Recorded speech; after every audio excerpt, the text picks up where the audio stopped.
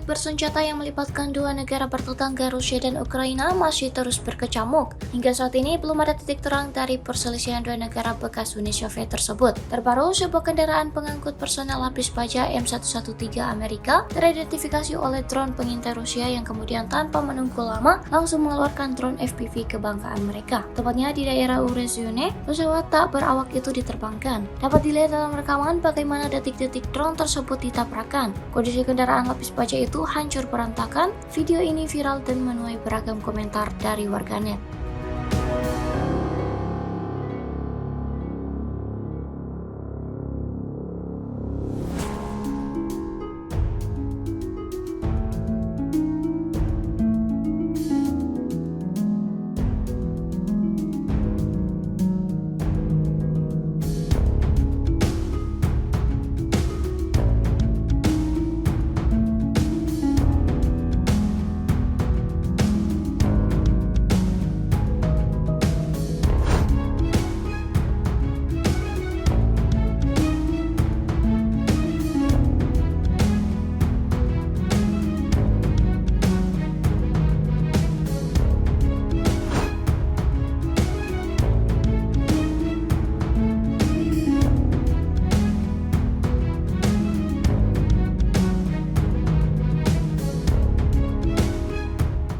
Download Tribun X sekarang, menghadirkan lokal menjadi Indonesia.